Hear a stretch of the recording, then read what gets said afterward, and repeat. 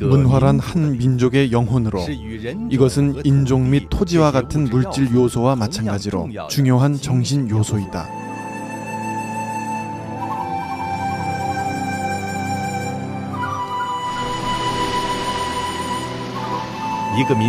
한 민족의 문명사는 바로 그 민족의 문화 발전사이며 민족 문화의 철저한 훼손은 곧 한 민족의 멸망을 뜻하는 것이다.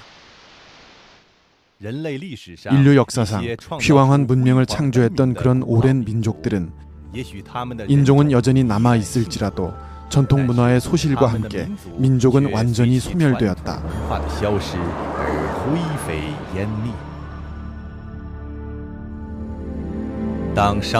프랑스의 샹폴리옹이 고대 이집트의 로제타석을 마주하여 깊이 사색하고 고고학자들이 고대 바빌론의 점토판 문자를 발견하고 어안이 벙벙해할 때 사람들은 다만 유적에서 고대 인도 쇄골 문화의 남은 온기를 느낄 수 있고 과학자들은 케사르 대제국의 원정군이 불질러버린 무스 박물관에서 고금의 과학이 이룬 성취가 어떻게 찬란하게 빛나는가를 추측할 수 있다.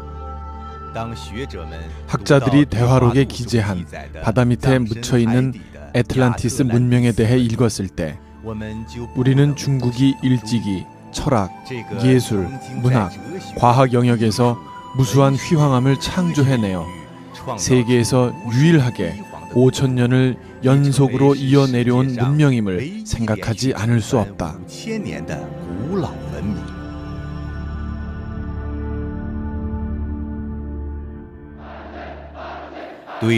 중국 문화에 대한 파괴는 비극일 뿐만 아니라 거대한 죄악이다. 이 한 차례의 죄악은 85년 전 중공이 건립되었을 때부터 시작되었다. 공산당은 중국 전통 문화에 대해 일종의 자발적이고 본능적인 적대감을 갖고 있다. 때문에 투쟁은 히스테리적이고 필사적이며 억제할 수 없는 분노와 격렬함을 지니고 있다. 공산당의 투쟁은 더욱 전업화되고 체계화되었다. 마오쩌둥은 전에 이런 말을 한 적이 있다. 나는 승려가 우산을 든 것처럼 법도 없고 하늘도 없다.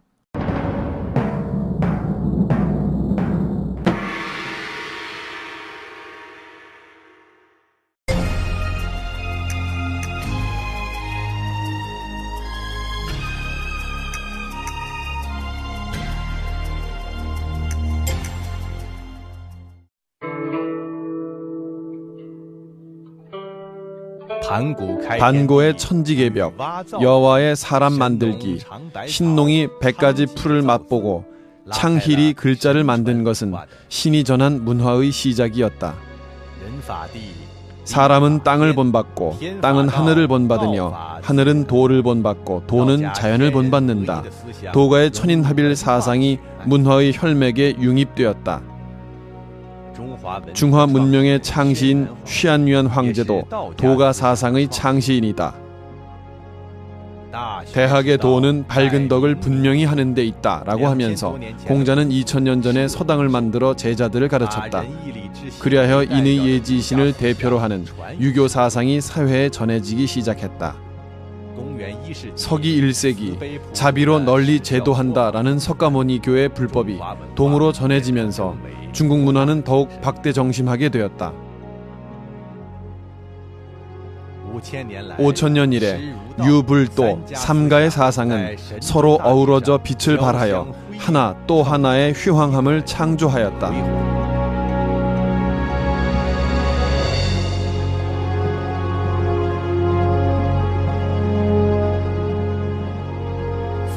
불교, 도교는 중국인의 우주, 생명, 인체의 거시적 인식에 대한 기점을 닦았는 바 전통 문화 중에서 세간을 벗어난 부분이다. 불도의 일반 민중 생활에 대한 영향은 없는 곳이 없다고 해도 과언이 아니다.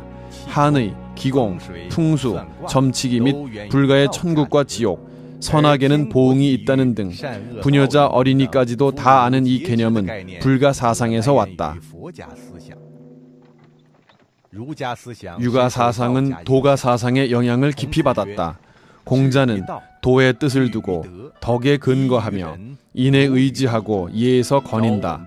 아침에 도를 들으면 저녁에 죽어도 좋다라고 말했다. 비록 도의 뜻을 두었지만 유가 사상은 전통 문화 중 세속에 속하는 입세 부분이다. 유가 사상은 가족 윤리를 중시하는데 그 중에서도 효는 아주 중요한 자리를 차지하여 100가지 선 중에 효가 으뜸이라고 주장한다. 공자는 인의 예지신을 제창했지만 또한 효도하고 공경하는 그것이 바로 인의 근본이 아니겠는가라고 말한 적이 있다. 가족 윤리는 자연스럽게 사회 윤리로 확대될 수 있는데 효를 위로 연장시키면 군주에 대한 신하의 충이 될 수 있다. 그러므로 사람을 대함에 있어 공경하고 화목하게 하는 자가 윗사람을 배신하는 일은 극히 드물다. 공경할 제는 본래 형제 간의 관계를 말하는 것으로 횡적으로 뻗어나가면 친구 간의 의가 될 수 있다. 유가는 가족 중에서 부모는 자애롭고 자식은 효도하며 형은 동생에게 우애가 있고 아우는 형을 공경할 것을 제창한다. 그중 자애를 아래로 연장하면 신하에 대한 군주의 인이 될 수 있다. 오로지 가족 중에서 전통이 유지된다면 사회 윤리 역시 자연히 유지될 것이며 몸을 닦고 집안을 다스리고 나라를 다스리고 천하를 평정할 수 있다. 유불도 세 가지 신앙은 중국인에게 한 세트의 아주 안정된 도덕 체계를 수립해 주었으니 이른바 하늘이 변치 않는 한 도 역시 변하지 않는다는 것이다. 이 한 세트의 도덕 체계는 사회가 존재하고 안정 및 조화를 이룰 수 있는 기초가 되었다. 중국의 4대 명작을 예로 든다면 서유기는 그 자체가 바로 신화이고 홍루몽 첫 편에 등장하는 대황산 무계절벽의 공공대사 묘묘지인과 통영보호과의 대화와 신화는 홍루몽을 관통시키는 실마리가 되었다. 또 수호전 첫 편에 나오는 홍태위가 요교에게 잘못 걸려들었다는 단락은 양산박 108명의 장수의 내력에 대한 신화이고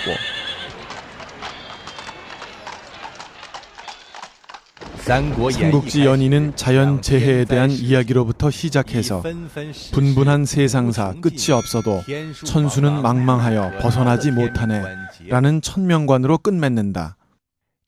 이것은 절대로 소설가들의 창작 과정에서 나타난 우연한 일치가 아니며 자연계 및 인생에 대한 중국 지식인들의 기본적인 견해였다. 이들의 문화 작품은 후세 사람들에게 대단히 깊은 영향을 남겨주었다. 그러므로 중국인들이 의를 언급할 때 흔히 단순한 하나의 개념에만 그치는 것이 아닌 관우라는 의박 운천의 인물이 토산에 갇혀 3가지 일을 약속하고 100마의 포위와 5 관문을 지나고 6 장수의 목을 베며 화용도에서 최후의 맥성으로 패배하기까지 의리와 절개를 지키고 부자가 모두 신으로 되었다는 등의 옛 이야기를 떠올리게 된다. 그리고 충에 대한 이야기를 하게 되면 자연히 악비의 정충 보국을 연상하거나 혹은 제갈공명의 나라를 위하여 전력을 다 바쳐 죽을 때까지 그치지 않음을 연상하게 한다. 충의에 대한 전통적 가치관의 찬미는 이렇듯 지식인들의 창작에 의해 다채롭고 생생하기 그지없는 이야기로 독자들 앞에 펼쳐졌다. 도가는 진을 주장하고 불가는 선을 주장하며 유가는 충서와 인의 그리고 겉으로 형상은 달라도 안으로 성리의 동일함을 실증하나니 사람들과 더불어 선으로 돌아가고자 함을 주장한다. 이것이야말로 유불도 신앙을 근본으로 하는 전통 문화의 가장 가치 있는 곳이다. 아마 많은 사람이 일생토록 일자 무식일 수도 있지만 전통 연극과 평서에 대해서는 익숙할 것이다. 그러므로 이러한 문화 형식은 모두 민간 백성들이 전통적 가치관을 얻는 데 있어 중요한 경로가 된다. 중국 역사상 전통 문화가 전성기에 이르렀던 당조는 바로 중국의 국력이 전성기를 이룬 시기였으며 과학도 이로 말미암아 세계적으로 가장 두각을 나타내게 되었다. 그 당시 유럽, 중동, 일본 등 여러 나라에서 모두 당나라의 수도인 장안으로 사람을 파견하여 당나라 문화와 과학을 배우게 하였다. 주변 국가들은 중국을 종주국으로 여겼고 수많은 나라들이 당나라에 조공을 바쳤으며 당나라 문화를 번역하는 것을 중시했다.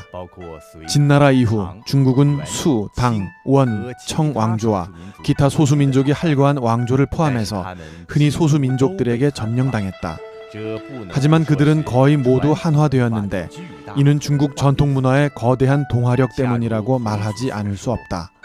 이것이 바로 공자가 말한 먼 곳의 사람들이 불복할 경우 학문과 덕을 쌓으면 자연이 오게 된다는 것이다. 그리고 나서 공산당은 왔다. 그것은 싸워 이기려고 했다. 그것의 머리 위에 있는 법과 하늘을 사람들의 마음속에서 뿌리채 뽑아버리려고 했다.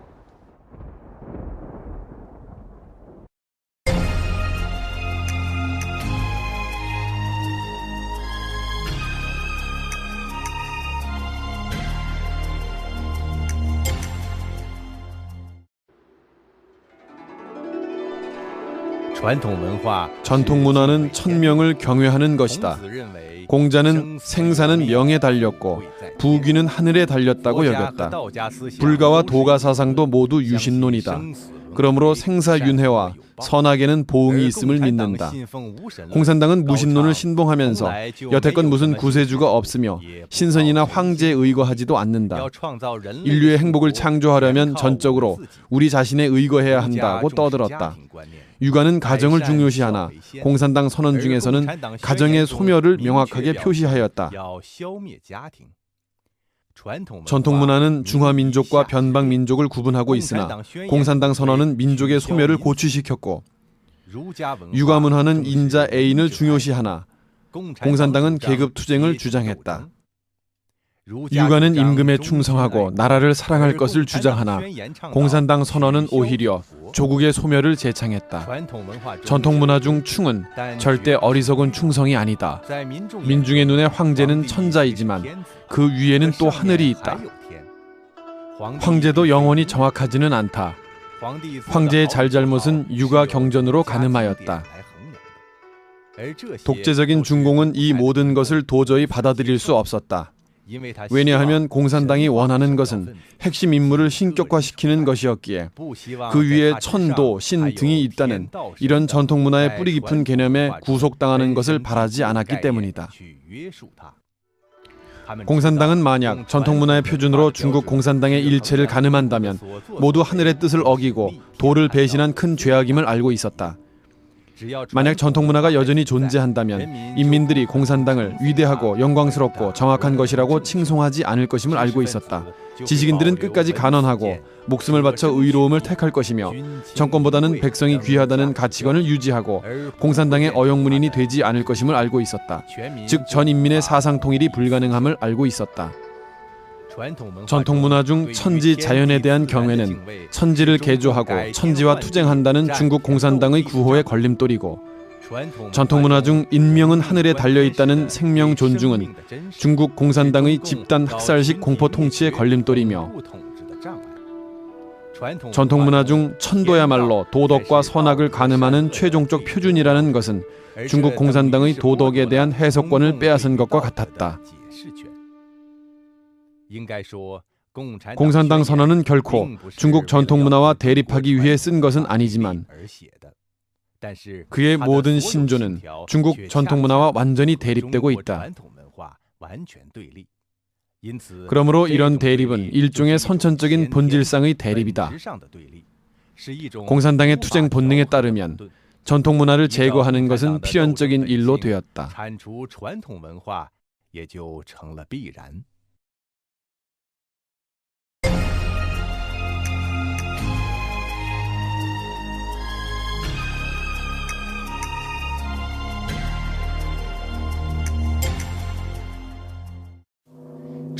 전통문화가 기왕에 유불도 사상을 근본으로 한 까닭에 중국 공산당이 문화를 파괴한 첫걸음은 바로 그들의 세간에서의 구체적인 체현인 종교를 깨끗이 제거하는 일이었다.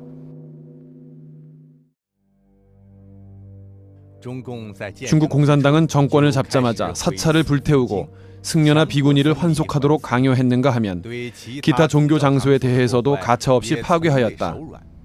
60년대에 이르러 중국의 종교 장소는 이미 몇 곳에 불과했다. 문화혁명 시기 이른바 네 가지의 낡은 것 타파는 더더군다나 종교와 문화에 대한 한 차례 대검난이었다.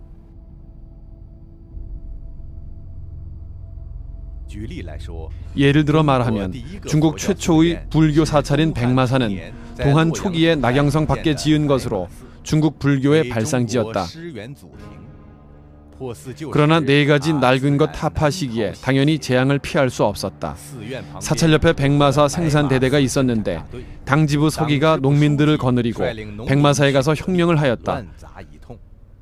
결국 어디나 할 것 없이 부수는 바람에 1000여 년 전 요나라 때 만든 18라한 조각이 훼손되었고 2000여 년 전 인도 고승이 갖고 온 폐엽경이 불타버렸다. 그리고 세상에서 희귀한 보물인 옥마가 산산조각났다. 몇 년 후 캄보디아의 해외 망명 군주 시하누크가 백마사를 참배하겠다고 신청하자 당시 중국 총리였던 저우언라이는 급히 베이징 자금성 안에 있던 폐엽경과 베이징 근교 향산 벽운사의 청나라 시대 18라한을 낙양으로 운송하라고 지시를 내려 가짜 문화재로 대체해 외교적 난제를 해결하였다. 1966년 5월 문화 대혁명이 시작되었다. 이 혁명은 확실히 중국 문화의 목을 자른 셈이었다. 그해 8월부터 시작해서 네 가지 낡은 것을 타파하는 뜨거운 불길이 중국 대지를 휩쓸었다. 사찰, 도관, 불상과 명승 고적, 서예와 그림, 골동품은 봉건주의, 부르주아 자본주의, 수종주의로 간주되어 즉시 홍위병들의 주요 파괴 대상이 되었다. 불상을 예로 든다면 베이징 이화원 만수산 꼭대기에 유리로 만든 1000개의 불상이 있었는데 네 가지 낡은 것을 타파함을 거치면서 단 하나도 제대로 남기지 못했다. 수도가 이러하거니와 전국 각지 역시 다 이러했다. 산시성 저우쯔현 경내에는 2500년 전에 노자가 도덕경을 강의하면서 후대에 남겨준 누관대가 있었다. 노자가 당시 경을 강의한 설경대를 중심으로 사방 10리 내 50여 곳에 고적이 널려 있었다.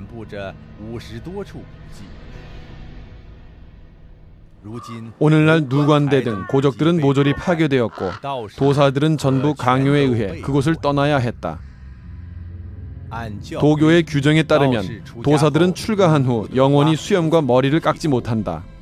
그러나 지금은 강요에 의해 머리를 깎고 도복을 벗었으며 인민공사 사원으로 되었는가 하면 어떤 사람은 현지 농가의 사위로 변해버렸다. 산둥의 노사는 도가의 성지였는데 태평궁, 상청궁, 하청궁, 두무궁, 화엄암, 응진관, 관제묘 등 곳곳에 신상, 공양그릇, 경서, 문물, 묘비는 몽땅 훼손당하고 불에 타버렸다.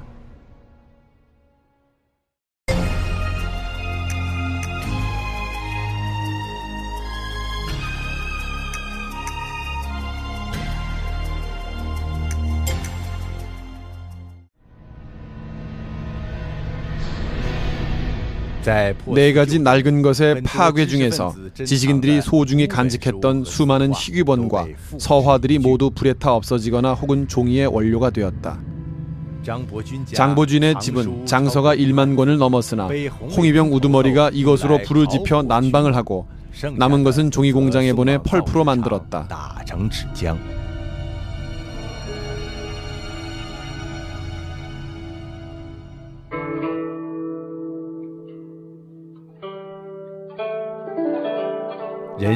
세상 일은 신진대사가 있기 마련. 지난 일은 과거요, 새로 오는 것은 지금인데 강사는 뛰어난 명승 고적을 남겼으니 우리들은 다시 오른다네. 현대 중국인들이 만약 역사에 대하여 조금이라도 기억이 있다면 맹호연의 시 여럿이 더불어 현산에 오르다를 읊으면 아마도 유달리 가슴에 와 닿는 것이 있을 것이다. 문물은 문화에 대한 증명이자 기록이다. 수천 년 동안 전승되어 내려온 것으로 일단 훼손되면 복원할 수 없는 것이다. 장보진 같은 이러한 사례는 전국적으로 헤아릴 수 없이 많다. 능히 이 재난을 도피할 수 있는 문물 고적과 골동품은 실로 너무나도 적었다. 영불연합군이 정원 중에 으뜸인 원명원을 불태워 없앤 데 탄식하고 침략자들에 의해 회멸된 영락대전에 대해 탄식하면서 우리는 왜 중국 공산당의 회멸이 침입자들보다 더 광범위하고 더 지속적이며 더 철저했음은 생각하지 못하는가.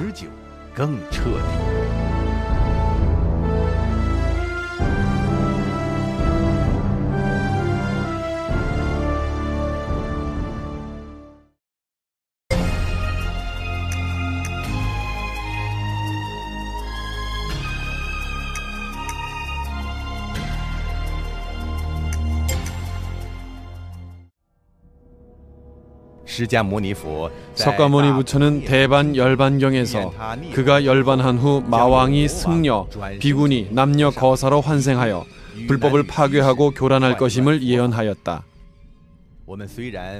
우리는 물론 석가모니 부처가 구체적으로 무엇을 가리킨 것인지 검증할 방법이 없지만 불교에 대한 중국 공산당의 파괴는 확실히 통일전선에서 시작되었으며 일부 출가인들이 시작한 것이었다. 심지어 지하당원을 직접 종교 내부에 침투시켜 파괴했다. 문화대혁명 때 한 차례 비판 대회에서 중국 불교협회 부회장을 맡은 자오푸주에게 이렇게 질문한 사람이 있었다. 당신은 공산당원인데 어찌하여 불교를 믿는가? 석가모니 부처는 계정해를 통하여 무상정등 정각을 수련해냈으며 열반전에 자신의 제자들에게 간곡히 가르치기를 계율을 지켜야 한다, 절대 범하지 말아야 한다라고 하였다. 계율 시는 불교의 가장 중요한 부분이라고 할 수 있다. 불경 중에는 또 계율을 어겼을 때의 각종 응보를 기재하였다. 그러나 이런 불타의 경고는 정치 승려들에겐 귓가를 스치는 바람소리에 불과했다. 1952년 중국 대륙에서 중국 불교협회가 설립될 때 중국 공산당은 사람을 파견해 출석하였고 회의에서 수많은 교도들은 불교의 청규 계율을 마땅히 폐지해야 한다고 제기하였다. 아울러 이런 전장은 수많은 청춘 남녀를 해칠 수 있다고 하였다. 더욱이 어떤 사람은 교를 믿는 것은 자유이므로 승려가 장가들고 비구니가 시집가며 술 마시고 고기 먹는 것도 모두 반드시 자유로워야 하며 누구도 상관할 수 없다고까지 하였다. 당시 회의에 참석했던 허운 법사는 불교가 곧 소멸될 위험에 처한 것을 보고는 일어나서 항변했으며 계율과 불교 복장을 보존할 것을 요구하였다. 그러나 허운 법사는 곧 반혁명으로 몰렸고 방장실에 감금되어 음식물조차 공급받지 못했다. 대소변도 밖으로 내보내지 못하게 하였고 또한 황금, 은, 총을 내놓으라고 명령하였다. 허은법사가 없다라고 하자 공산당은 사람을 시켜 잔혹한 구타를 가해 허은법사의 머리가 터지고 피가 흘렀으며 갈비뼈가 부러졌다. 당시 허은은 이미 112세였다. 군경은 그를 평상에서 끌어내려 바닥에 넘어뜨렸다. 이튿날 다시 왔을 때 허은이 아직 죽지 않은 것을 보고 또다시 악독하게 구타하였다.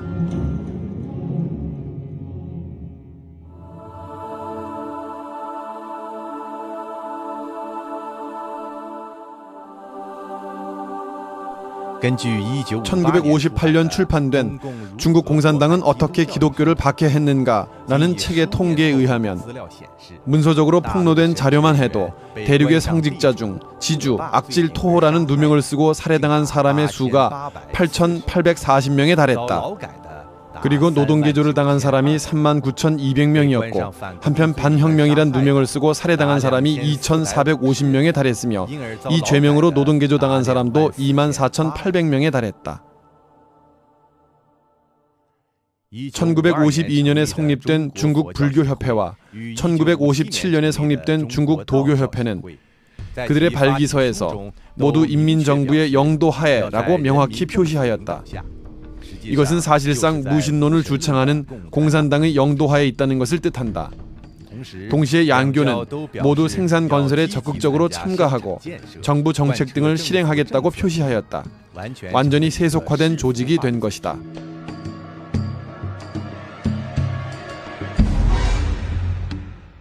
종교는 세속을 벗어나 수행하는 법문으로서 피안과 천국을 중히 여김은 의심할 바가 없다. 그러나 중국 공산당의 통일전선 전술에 말려든 정치 승려, 정치 목사들은 오히려 인간 불교, 종교는 진리이지만 사회주의도 진리이다 등의 일련의 거짓말과 이 세상과 저 세상은 모순되지 않는다라는 말들을 만들어냈으며 이를 통해 출가인들에게 현세의 행복과 부귀 영화를 추구하도록 하고 종교의 교의와 내포를 변질시킬 것을 고무 격려하였다. 불교는 살인을 금지하는데 중국 공산당은 진반할 때 사람들을 마구 죽였고 정치 승려들은 반혁명을 죽이는 것은 더욱 큰 자비이다라는 설법을 만들어냈다. 심지어 한국 전쟁 시기에는 직접 승려들을 전선에 내보내 살인하게 했다.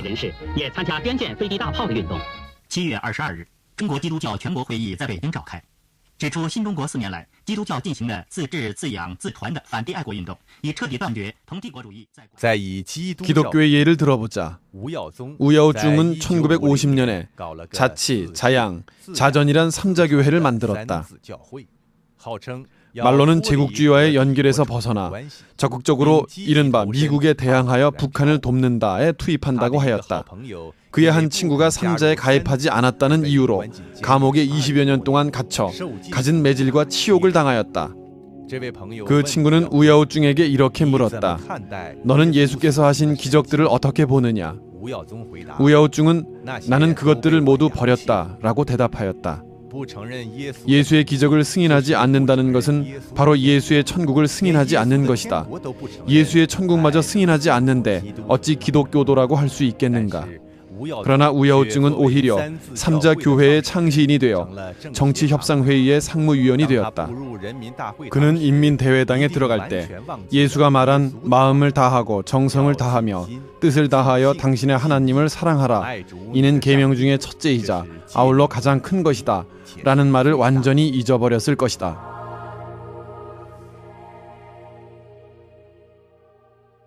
중국 공산당은 절의 재산을 몰수하고 승려와 비구니더러 마르크스주의를 배우도록 강요하고 강제 세뇌를 강화하였으며 승려 비구니를 노동에 참가하도록 강요하였다. 예를 들어 저장성 넝보에는 불교 공장이 하나 있으며 그곳에서는 2만 5천 명에 달하는 과거 승려 비구니들의 노동력을 짜내고 있다. 더욱 황당한 것은 중국 공산당은 승려와 비구니를 결혼하도록 장려하여 불교 신앙을 와해하였다는 것이다. 예를 들어 1951년 38절에 후난성 창사 부녀 연합회는 전 성의 비구니들에게 반드시 며칠 내로 결혼하라고 명령하였다. 그 외 젊고 힘센 남자 승려들은 전쟁에 참가할 것을 강요하였고 전쟁터에 보내 총알바지로 만들었다. 중국의 각종 종교단체는 공산당의 폭력적인 탄압하에 와해되었다. 불교계, 도교계의 진정한 엘리트들은 탄압받았고 남은 사람들 중 아주 많은 사람들이 환속하였다. 그리고 많은 사람들은 비밀 공산당원으로서 전문적으로 가사, 도포, 목사의 옷을 입고 불경, 도장, 성경을 왜곡하며 이런 경전들 속에서 중국 공산당의 운동을 위한 근거를 찾고 있다.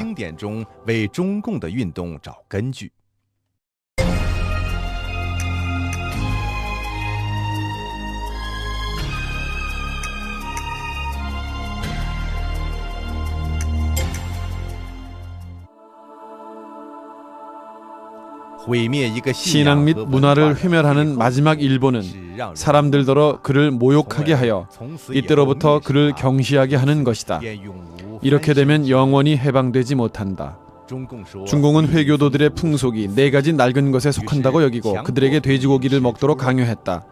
또한 회교도 농가와 청진사에 돼지를 기르도록 명령하였으며 매 가구마다 매년 돼지 2마리씩 바치도록 하였다. 홍위병은 심지어 티베트 불교의 제2대 활불인 판찬 라마에게 강제로 대변을 먹이기도 했고 하얼빈 최대의 근대 사찰인 극락사의 스님 3명에겐 종이로 만든 팻말을 들게 했는데 위에는 불경은 무슨 불경인가 모두 개소리이다 라고 쓰여 있었다.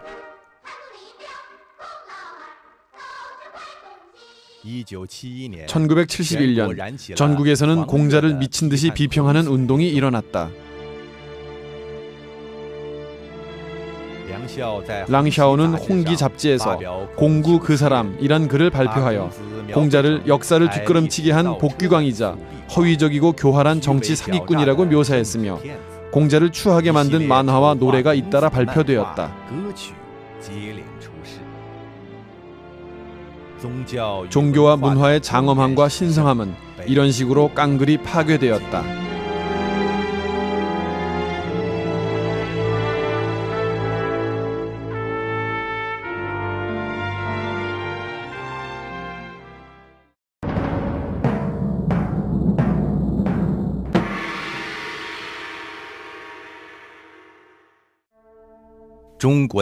중국의 한자는 5천년 문명의 정화로 자형, 자음에서부터 이로 만들어진 성어와 전고에 이르기까지 모두 심오한 문화적 내포가 들어있다.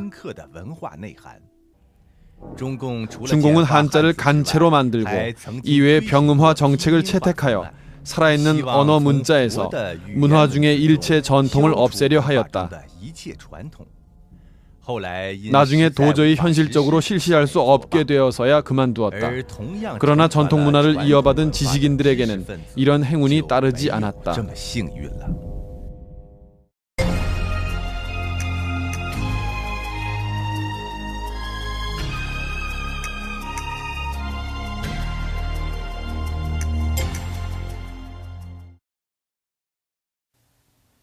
(1949년) 공산화 이전에 중국에는 약 200만 명의 지식인이 있었다. 비록 그들 중 일부는 서양에 유학을 갔다 온 사람도 있었지만 여전히 유가 사상을 이어받은 사람들이었다. 중공은 그들을 가만두지 않았다. 사대부 계층 사람들의 사상이 민간의 의식 형태에 적지 않은 작용을 일으킬 수 있었기 때문이었다. 1951년 9월 중국 공산당은 베이징 대학에서부터 기세 높게 지식인들의 사상 개조 운동을 시작하였다. 이를 바탕으로 성실한 역사 청산 운동을 조직하여 그 중에 반혁명 분자를 청리하였다. 중공은 줄곧 본래 지식인들을 싫어했다. 마오쩌둥은 이렇게 말했다. 그들은 하나의 진리를 알아야 하는 바 많은 지식인들은 사실상 가장 무식한 노동자 농민보다 때로는 지식이 더 적다. 개조되지 않은 지식인과 노동자 농민을 비교할 때 지식인은 정신적으로 깨끗하지 못한 부분이 많을 뿐만 아니라 신체 역시 깨끗하지 않다. 가장 깨끗한 것은 그래도 노동자와 농민이다. 비록 그들의 손은 검고 발에는 쇳똥이 묻었다 하더라도 말이다.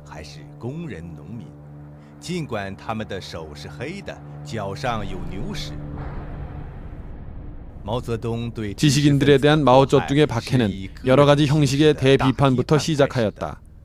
1951년에 행걸 판학의 우윜을 비판하던 데로부터 1955년 마오쩌둥이 직접 후펑을 반혁명으로 몰아세울 때까지만 해도 공산당은 아직까지는 지식인들을 특별한 부류로 분류하진 않았다. 하지만 1957년 통일전선 전술을 통해 전통 종교들을 아주 고분고분하게 만들었을 때 중국 공산당은 드디어 지식인들에게 손을 뻗쳤다. 이것이 바로 그 유명한 반우파 투쟁이다.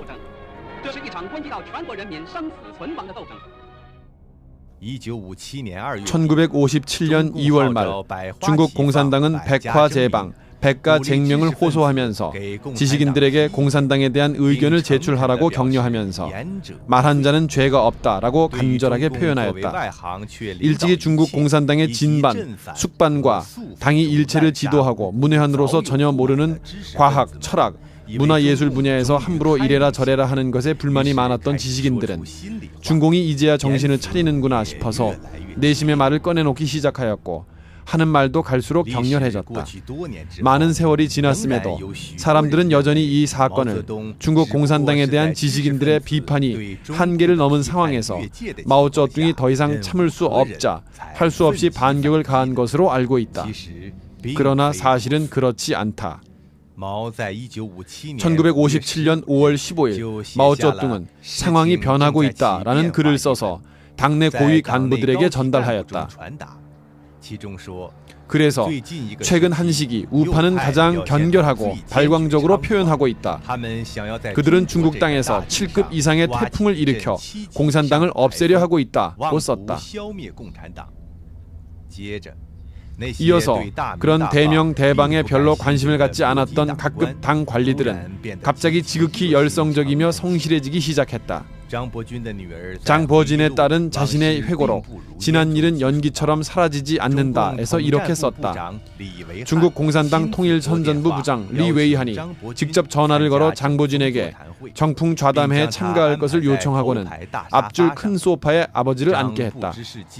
아버지는 그것이 계략인 줄 모르고 많은 의견을 제출하였다. 이 과정에서 리 웨이한은 매우 즐거운 표정이었다.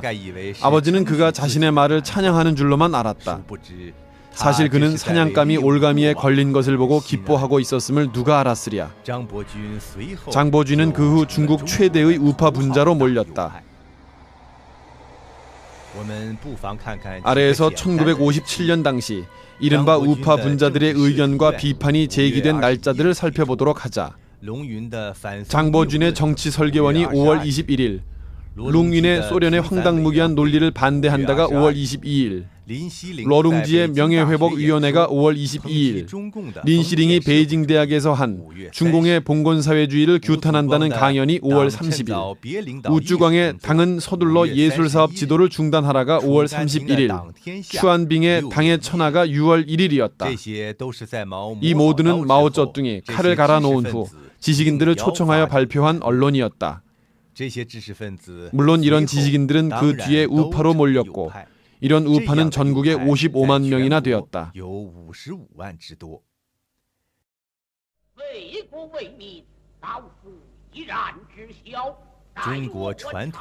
중국 전통 문화 중에는 선비를 죽일 수는 있어도 모욕해서는 안 된다는 정신이 있다. 그러나 중공은 지식인들에게 모욕감을 주기 전에는 식권을 발급하지 않았으며 가족들까지도 연루시켰다. 결국 많은 지식인들은 굴복했고 이 과정에서 일부 지식인들은 자신을 보호하기 위해 다른 사람을 적발해야 했으며 그렇게 해서 깊은 상심을 겪었다. 진정으로 모욕할 수 없는 지식인은 다른 사람들을 위협하기 위한 수단으로 살해당했다. 전통 사회 도덕의 본보기인 선비계층은 이렇게 소실되었다.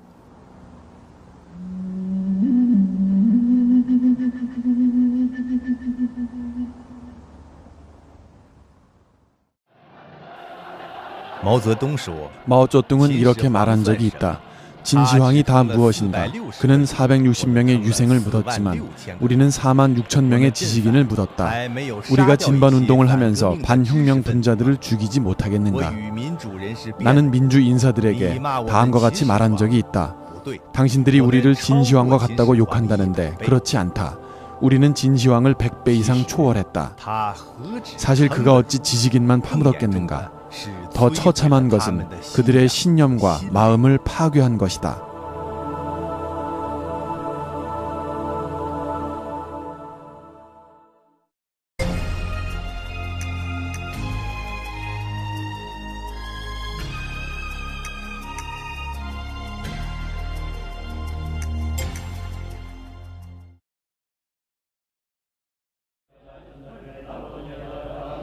中共在所谓改革开放以后，重修了很多寺院、道观和教堂，在国内搞庙会，建立各种民俗、民族文化村，在海外举办规模盛大的中国文化节、出土文物展览，各类地方戏曲、民间工艺美术以及中国绘画、书法、美食等等，也似乎得到了全面弘扬和发展，看上去风风火火、争奇斗艳。而事实上，这是中共对残存的传统文化的最后一次破坏和利用，也是党文化与时俱进的改头换面。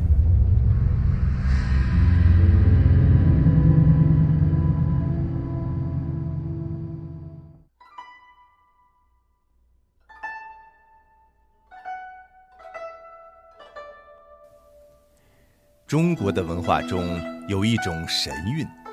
举例来说，中国古代的科学直接针对着人体、生命和宇宙进行研究。以中医为例，据医书上记载，中国古代的大医学家们基本上都是有特异功能的。扁鹊见蔡桓公，一望便知其病在何处；华佗见曹操，一看就知其脑中有瘤。可是，往往这些精华的东西，现在却是受到批判的，认为是迷信。当今中国中医所继承的，只不过是一些药方和经验的摸索，中医大夫们都要学西医作为基础课，其诊断治疗的手段也往往需要量血压、照 X 光等等。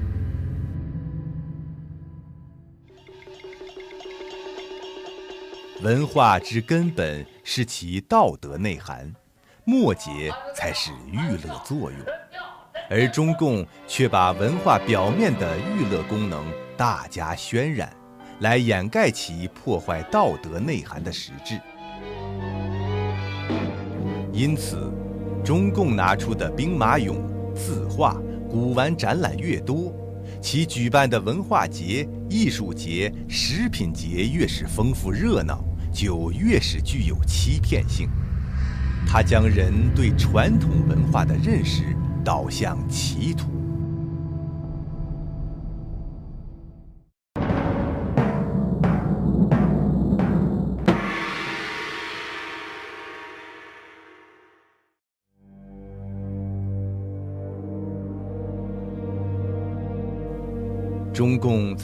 중국 공산당은 전통적인 반신 문화를 파괴한 동시에 끊임없는 정치 운동을 통해 암암리의 공산당 문화를 수립했다.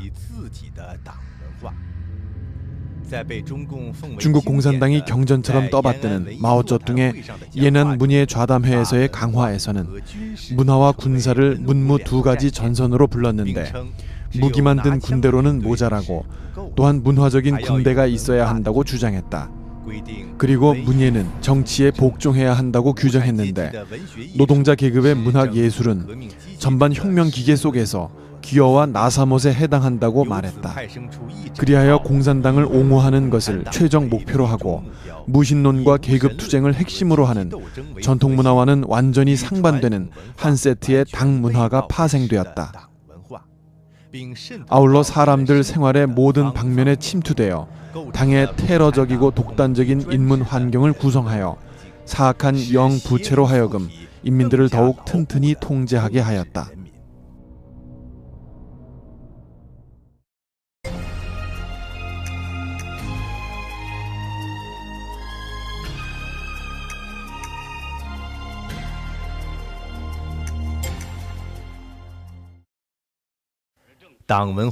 공산당 문화의 중요한 작용은 바로 공산당의 독재 정치와 무신론 그리고 계급 투쟁의 가치관을 미화하여 표현하는 것이다.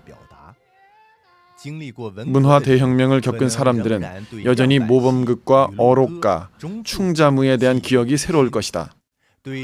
지도전, 지뢰전의 대사가 귀에 익을 것이다. 이런 당 문화의 영상 작품은 중국인들에게 미친 영향이 아주 크다. 착취를 말하게 되면 사람들은 저우바피를 생각하고 악질 토호를 말하게 되면 사람들은 자연적으로 후한산을 연상한다. 악독함을 말하면 바로 황수론의 어머니이다. 낡은 사회는 고난의 대명사가 되었으며 새로운 사회에서만이 명랑한 하늘이 있을 수 있다. 실제적으로 중공은 바로 쓰라린 과거를 회상하고 오늘의 행복을 생각하다라는 문예 형식을 통해 사람들이 모르는 사이에 세뇌를 진행한다.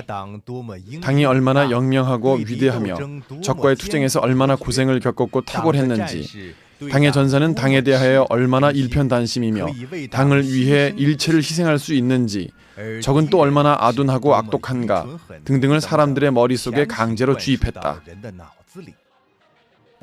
공산당이 필요로 하는 가치관을 날마다 반복하여 선전함으로써 매 사람에게 강제 주입시켰다. 오늘날 돌이켜 음악, 무용, 역사시, 동방홍을 보면 전체적인 주제와 표현 방식은 모두 살인, 살인, 살인이었다.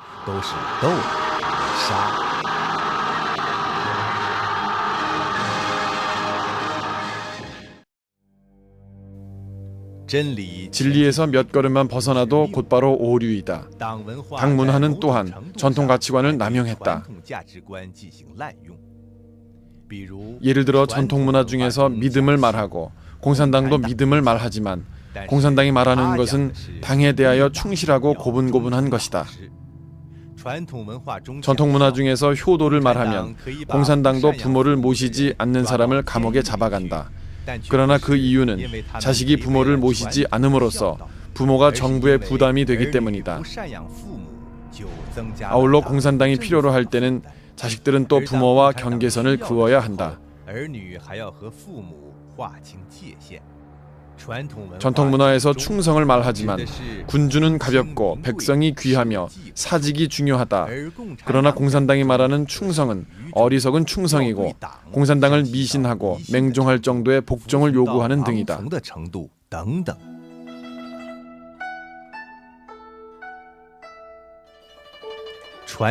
전통 문화에서 음악은 사람의 욕구를 제약하는 방식으로 사용되었다. 사마천이 지은 사기 악서에서는 사람의 천성은 조용하여 외물을 감지한 후에야 사람의 정감에 영향을 주며 아울러 자신의 심지에 따라 좋아하고 싫어하는 정이 생긴다. 만약 제약하지 않는다면 사람은 무궁무진한 외부 유혹과 내심에 좋아하고 싫어하는 감정에 동화하여 수많은 나쁜 일을 할 수 있다. 이 때문에 선왕은 예약을 만들어 사람을 제약했다라고 하였다. 그러므로 가곡은 즐겁되 음란하지 않으며 슬프되 상심하지 않는다. 즉 감정을 끌어내는 동시에 감정에 대해 어느 정도 제약을 해야 한다는 말이다. 공자는 또 다음과 같이 말한 적이 있다. 시경에 나오는 300편의 시를 한마디로 말하면 생각에 삿됨이 없는 것이다. 그러나 이렇게 아름다운 음악도 공산당은 도리어 사람을 세뇌시키는 수단으로 만들어버렸다. 사회주의는 좋다, 공산당이 없으면 신중국은 없다 등의 가요는 유치원부터 시작하여 대학까지 부른다. 이런 노래들을 흥얼거리는 과정 속에서 사람들은 은연중에 자연스럽게 노래에서 표현한 뜻을 받아들이게 된다.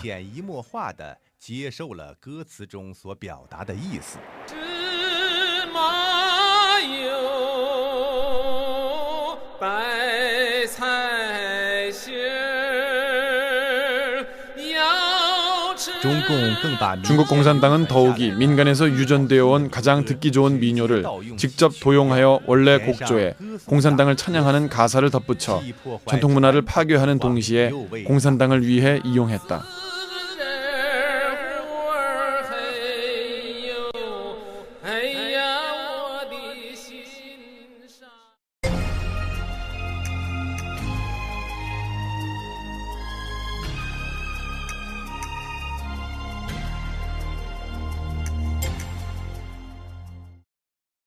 중공이 자주 쓰는 단어는 사람들을 미혹시키는 경향이 아주 강하다. 자신을 드높였을 뿐만 아니라 역사도 고쳤다. 예를 들어 국민당과 공산당의 내전 시기를 해방전쟁이라고 했고 1949년 이후를 건국 이후라고 부르는데 사실 중공 이전에도 중국은 엄연히 존재하고 있었으며 중공은 단지 하나의 새로운 정권을 건립한 것일 뿐이다. 3년 대기근을 3년 자연재해라고 부르는데 사실 이 시기 기근은 결코 자연재해가 아니었으며 철저한 인재였다. 그러나 사람들이 늘 이런 단어들을 자주 사용하다 보면 자신도 모르는 사이에 중공이 사람들에게 주입하려는 개념을 받아들이게 된다.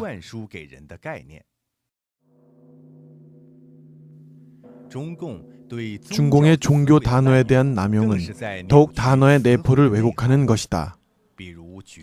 예를 들어 가고는 종교 중에서 수련인이 생명 귀속의 참뜻을 깨우침을 가리키는 것인데 중공은 그것을 당 및 방침 정책에 대한 인식 정도로 변화시켰다. 중공은 또 자신의 한 세트 언어 시스템을 마련했다. 당의 대회는 반드시 승리적으로 열리고 또 원만하게 끝난다. 외국 관원과 만날 때 반드시 친절하고 우호적인 분위기 속에서 진행하며 당에 대한 결의는 반드시 견결히 옹호하며 관철 집행한다. 욕하는 식의 대비판 언어, 소름이 끼치는 공적과 은덕을 노래하는 언어, 텅 빈 나으리식 팔고문 등등은 사람이 말하기만 하면 비자각적으로 계급 투쟁과 당을 노래하는 사유 방식 속으로 빠져들어가게 한다.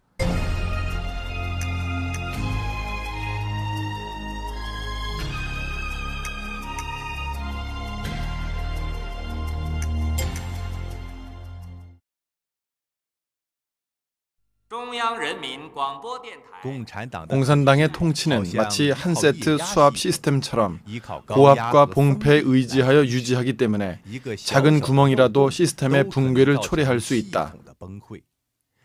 그러므로 당 문화의 성질은 바로 전횡과 독재인 것으로 정치 투쟁, 계급 투쟁을 위해 봉사하며 아울러 이로부터 은연중에 사람의 내재적 정신과 외재적 행위를 규범화한다. 下面给您预告一下本台今天第3次播音时间所要播出的节目内容。18点20分。 由于没有 사상, 언론, 결사, 신앙 등의 자유가 없고 또 당 중앙과 일치성을 유지해야 하므로 중공의 당 문화는 폐쇄적이며 독단적인 것이다. 공산당은 지난 55년 동안 테러로 중국 인민의 영혼을 압박했다. 높이 걸린 채찍, 높이 든 칼, 언제 드리워질지 모르는 재난은 사람들의 행위 방식을 규범화시켰다. 사람들은 테러 속에서 고분고분한 순한 양이 되었다. 민주화 운동 인사, 자유 사상가, 체제에 대해 회의적인 사람들은 모두 다른 사람들에게 경고를 주려는 목적으로 희생되었다. 봉폐된 속에는 또 공산당의 고도로 발달한 네트워크가 있다. 주민등록과 호적제도, 가도주민위원회 제도, 각급 당위 구조, 그리고 각 연대에는 당 지부가 있고 마을마다 당 지부가 있다. 또한 공산당과 공산청년단 조직 생활을 통해 자신의 문단속을 잘하고 자기 사람을 잘 감시한다. 상방을 차단하고 610 사무실은 감독팀을 조직하여 각 지역과 회사에 대해 부정기적으로 감독한다. 중공은 현대사회 법치주의 원칙에서 크게 벗어난 연좌제를 대대적으로 실시하고 있다. 지주, 부자, 반동, 나쁜 사람, 우파로 낙인 찍힌 가족들에 대한 독재, 그리고 출신 성분론을 제출하는 것까지 공산당은 줄곧 연좌제를 시행하고 있다. 가령 파룬궁 수련생이 베이징에 가서 청원을 할 경우 직장 책임자는 제대로 일을 하지 못하고 조치가 부족하다는 이유로 책임 추궁을 받거나 비판을 받는다. 성시 책임자까지도 층층이 연좌제에 의해 연루된다. 중공은 이른바 교육을 잘 받을 듯한 자녀들과 검은 오부류에 대해 차별 정책을 실시한다. 그들에게 공산당과 일치할 것을 제창하면서 이른바 대의를 위해 친족을 무시할 것을 요구한다. 아울러 인사 및 각종 기록 문서를 통해 사람들을 통제한다. 다른 사람의 잘못을 비판하고 적발할 것을 요구하며 당의 요구에 부응하는 경우 포상과 재배치가 이루어진다. 이 밖에 당 문화는 선전 방면에서 이런 당 문화를 건립했다. 중대한 문제상에서 모든 매스컴이 다 달려들어 단체로 동조한다. 필요시에는 각급 당, 정부, 군대, 노조, 청년단, 부녀회 지도자를 데려와 태도를 표시하도록 하며 지지하게 하고 사람마다 고비를 넘게 한다. 폭력 문화를 고취하기, 증오 문화를 선동하기, 거짓말 문화, 세뇌 문화, 아천 문화, 대충대충 문화, 시비가 뒤집힌 문화 등등이다. 이로부터 사람을 기계로 만드는 문화를 건립했다. 공산당은 민중들에게 혁명기계에서 녹슬지 않는 나사못이 되고 당에 순종하는 도구가 되며 당이 지시하는 대로 따라할 것을 요구했다. 민중에게 자아세뇌와 절대 복종의 문화가 형성되었다. 이기적인 생각은 떠오르기만 해도 그것과 치열하게 싸워라. 영혼 깊은 곳에서 혁명을 폭발시켜라. 당 중앙과 고도의 일치를 유지하라. 사상을 통일하고 발걸음을 통일하고 명령을 통일하고 지위를 통일하라. 인성 중에 이기심, 질투, 불난집에 부채질하는 등등도 이로부터 진일보 확대되었다. 무릇 이와 비슷한 예를 들자면 아직도 매우 많다. 중국 대륙으로부터 온 매 사람은 모두 자신이 직접 겪은 경험 속에서 당 문화의 각종 요소를 찾을 수 있을 것이다. 중공은 이로부터 사악한 생령 부채가 생존할 수 있는 인문 환경이 이루어졌다.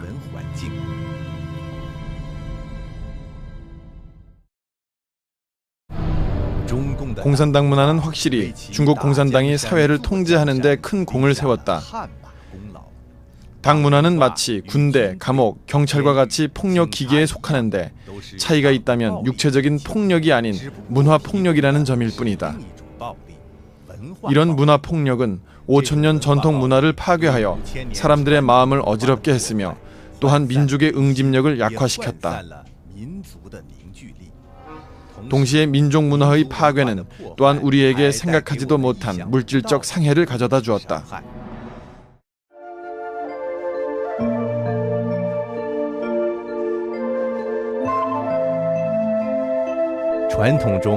전통 문화는 천인이 합일하고 자연과 화목하게 공존하며 군자는 재물을 아끼지만 도에 맞게 얻는다. 공산당은 하늘과 싸우니 그 즐거움이 무궁하고 땅과 싸우니 그 즐거움이 무궁하다고 했다. 개인 이익을 위하고 돈벌이를 위해 미친 듯이 자연을 착취하고 오염시켰으며 생태 환경이 회멸될 만큼의 파괴를 당했다. 중국의 5만 킬로미터에 달하는 하천 중에서 4분의 3 이상의 어류가 살지 못한다. 지하수의 오염 비율은 10몇 년 전에 비해 3분의 1이나 증가했고 지금도 계속 악화되고 있다. 회하에서는 심지어 한 어린이가 기름이 오염된 강물 위에서 놀다가 수면에 불꽃이 떨어져 5m가 넘는 화염이 치솟은 사건이 발생하기도 했다. 이 화재로 인해 주위에 있던 10여 그루의 버드나무가 불에 탔다. 그곳에서 생활하는 사람들은 이런 물을 마시고 있는데 각종 암과 괴질에 걸리지 않을 수 없다. 서북 지역의 사막화, 염전화, 공업 발달 지역의 오염 등은 모두 사람들의 마음속에서 자연에 대한 경외심을 잃어버린 것과 관련이 깊다. 전통 문화는 생명을 경외하지만 중국 공산당은 반란에도 도리가 있고 사람과 싸움에 그 즐거움이 무궁하다고 한다. 혁명이란 이름으로 수천 수만 명을 죽일 수도 있는데 심지어 굶겨 죽일 수도 있다. 이로 인하여 사람들에게 생명에 대한 멸시 풍조를 가져왔고 모조품, 독극물의 유행을 조장했다. 안후의 푸양을 예로 들면 본래 건강했던 아이들이 수유 기간에 팔 다리가 짧아지고 신체가 허약해지면서 머리가 커지는 현상이 나타났다. 돈에 눈이 먼 상인이 독이 든 분유를 판매한 것이었다.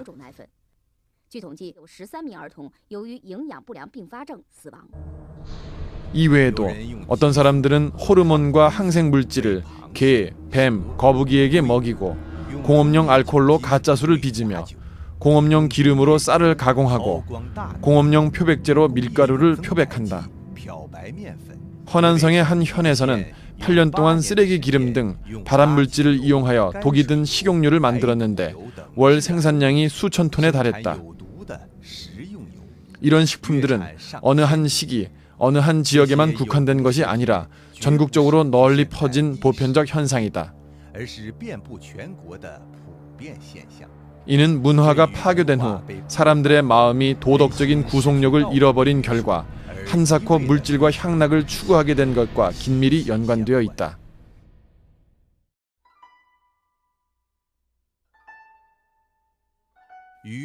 당 문화가 갖고 있는 절대적인 전횡, 배타성과는 달리 전통 문화는 거대한 포용력이 있다. 당나라가 흥성했던 시기에 불가사상, 기독교와 기타 서양 종교는 모두 도가 유가사상과 화목하게 공존할 수 있었다. 진정한 전통 문화는 현대 서양 문명에 대해서도 필연적으로 개방적이며 포용하는 자태를 유지한다. 아시아의 4마리 용은 신유가 문화권을 형성했는데 그들의 비승은 이미 전통 문화가 과학과 발전에 장애가 아님을 증명한 것이다.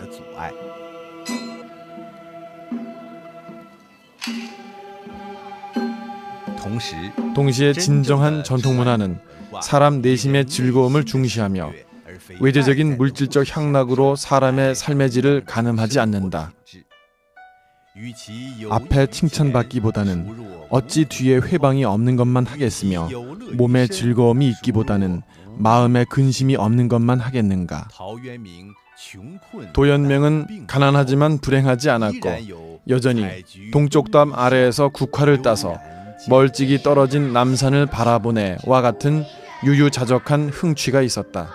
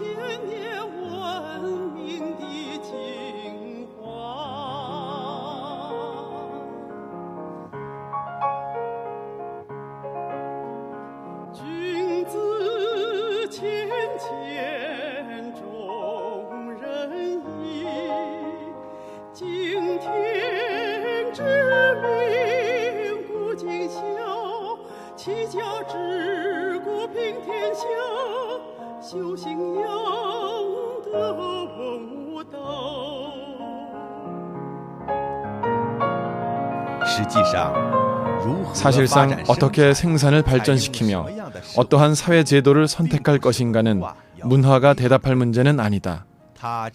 그것은 단지 도덕 영역에서의 중요한 인도작용과 내심에서 우러나는 단속작용을 일으킬 뿐이다. 진정한 전통 문화의 회귀는 마땅히 사람이 천지, 자연에 대한 겸손을 회복하는 것이어야 한다.